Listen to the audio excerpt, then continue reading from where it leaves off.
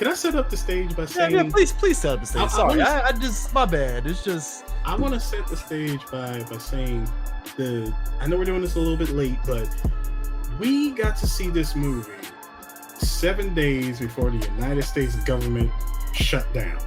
Yeah. Literally hours before the government shut down. Yeah. We're in the theater watching this movie. This movie. Netflix's own A House of Dynamite. Now, you and I, given our day jobs of being contractors for the government, we felt a lot of this movie. Yeah, there was a lot that we felt from it. Yeah, and I want to say, you want to talk about a movie because I know you were coming off hot, Chris, but I got you. Have you ever seen a movie that gives you so much promise from the beginning, middle, all for it to come crashing, burning right at the end? Yeah, it's so the general premise of the movie is that and this comes from Catherine Bigelow, who did some really good movies like, Point Break, Strange Days, K-19 Widowmaker, Hurt Locker, Zero Dark 30, Detroit. So there's an expectations of she knows how to stick the landing on whatever sort of like underlining theme that she's trying to nail with it.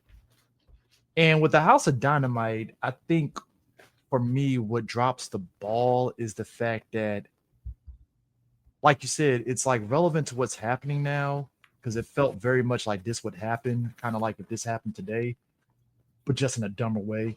But like, you're kind of like struck with like, what the fuck is the point of it all? Because when you get to the end of the movie, there's no resolution. And I can be fine with no resolution if there's at least a measure of ambiguity to really kind of like be able to make heads or tails of, but the movie doesn't even give you that. And I think that's really the problem with the film, is that it's well acted. It's paced very well because you're getting it from 3 different perspectives. And you're like, all right, I can dig this. You're getting it from the perspective of the people who is at this missile base that are supposed to be tracking things like this happening. You're getting it from the people that are in the White House that are making the decisions and such, right? You're getting it from the president himself and his chief of staff. So you're like, all right, that makes sense. Like, where were their heads at? And then, like you said, the movie just ends up crumbling itself at the end, and you're just like, what the hell was that? Oh, like we sat through like almost 2 hours of all of that, and there was no resolution. Yeah, and it's not like I want there to be a resolution per se, but it's like, again, just show me something. Yeah, you gotta give me something to work off of. And I can do that. And trust me, we watched plenty of movies. There have been plenty of movies that have ambiguity at the end. I think one of my favorite ones that I love, it's the one with Ryan Reynolds where he got buried underneath someplace in the desert, right? And the way that movie ends, it's like, oh my God, that is crazy. And you're left with like, not necessarily what happens to him, but just like, you can't believe that happened to him. Right. And I like that because it fills you with like, oh God, wow.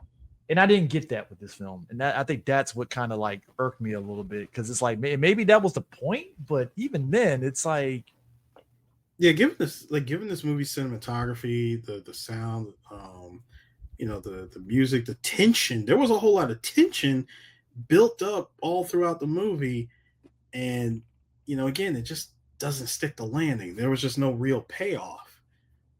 Yeah, it's not like Oppenheimer where you had a payoff to it, where it's like, all right, I get it, right? And it's just, I think somebody said it best, if the movie implodes on itself.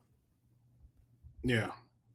And I think that's the shame of it, because you have, like, think about it. If you break down the actors in this film, you got Idris Elba, you got Rebecca Ferguson, you got Gabriel Bosca, you got Jared Harris, Tracy Letts, who else? Anthony Ramos, Moses Ingram, Greta Lee, Jason Clarke, Willa Fitzgerald, like Brian T. Like, these are some great fucking actors, and it's just like, all right, everybody's acting their ass off, they're doing it, and it's just like, So what was the point of it all? You know, and again, maybe the point was it was supposed to be dire, I guess. Or more like, you know what? This is a, like all these characters are put in a position of, what do you do in this situation like this? Yeah, You know, there's no black and white answer. I mean I can enjoy that aspect to it because I mean that's society. It shades of so gray. like so there's a part in the movie where the president has to make a choice. Mm-hmm. And it's incredibly difficult because, number one, you have this missile that was fired from an unknown location. Like, they can't even like, your own people that are supposed to be tracking these things and, like, pinpointing the source of origin, and they can't even pinpoint it. So it's just flying, making its way towards the U.S. and has a target of hitting Chicago in a matter of 20 minutes. Yeah. So in 20 minutes, they try to deploy countermeasures. Now, there was a part, for as serious as this movie is, I could not help but genuinely laugh because of how real and just how much this is relatable to, how you and I always make the joke about wasteful government spending. 50 billion for a 50, 50 yeah, shot. 50, yeah. So one of their countermeasures, we come to find out right when they launched it, this was a prototype. It's still in the testing phases. We never really actually deployed it before, but we're going to go ahead and do it. They launch it. They go, oh my God, it made contact. It hit. Well, hold on. We need confirmation. No, it failed, and target still remains. I'm like, bro. When I heard the number of the success rate being 66%, I was like, bro, $50 billion on a literal coin toss. That's what government spends so much money on. They spend it on that line. We spend $50 billion, and I think that's the thing that kind of captured like I was really digging the movie because the drama of it was real as fuck, because it's like, what happens when you're in a position of like being helpless because of all these things that you're like, because again, there's moments where the people are like, we got these countermeasures, we're fine.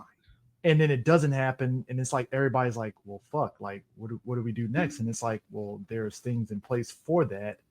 But these people are kind of like scared shitless on that. There's really nothing you can do. But like I was saying, the president has to make a decision all while having less than, I want to say less than probably, like at one point in the movie, I think it was like less than 5 minutes for him to make a choice. He's contacting, our would-be adversaries. He's contacting Russia, attempting to contact China to figure out, was it you that did this? And of course, everybody's like, no. They're like, no, we didn't do this. But it's like, and I think that's the thing right there that kind of drives the drama, because it's like, do you trust this person telling you this? And that's the thing too. And again, I think that's a real thing, because it's and maybe that's what Catherine Bigelow was trying to nail. It was like, you have everybody that are saying, no, we need to launch now because we don't want to look like, I'm paraphrasing here, we don't want to look like pussies. Yeah, it's really the rock and hard place situation of, we either let this happen and 10 million people in Chicago die, and then we wait for confirmation of where it came from and who was it that struck, or we launch return fire on someone that may or may not have even shot at us in the first place. Yeah. And it's that whole element of not knowing. You don't know. And it's just like, do I make the attack or do I not do anything? Do I sacrifice millions of people? And can I live with that decision? And maybe that's what it is. It's like you said, maybe that was the whole point, the rock and the hard place vibe. Yeah, and that, I believe that is something that no sitting president ever wants to go through. Yeah, I mean, there's a show on Hulu called Paradise where, because of like a potential global warming shit that happened or whatever, um, like the president built this thing that only can hold X amount of people, kind of vibe and stuff, right? So what ended up happening was, as it's chaotic because the fucking disaster arrived earlier than normal, you had countries that said fuck it and started launching nukes towards one another because it ended up becoming a full-blown land war at that point. Because like, well, fuck it, if we're all going to fucking deal with this shit, might as well fucking just start attacking each other and just see what happens afterwards. And I think that's kind of what this was going for, I guess, in a way, just to see like what happens and what's the decision and stuff. So, I mean, it's scary in a way. And like I said, that part that we said about $50 billion for a 50-50 shot, like that's real. Yep.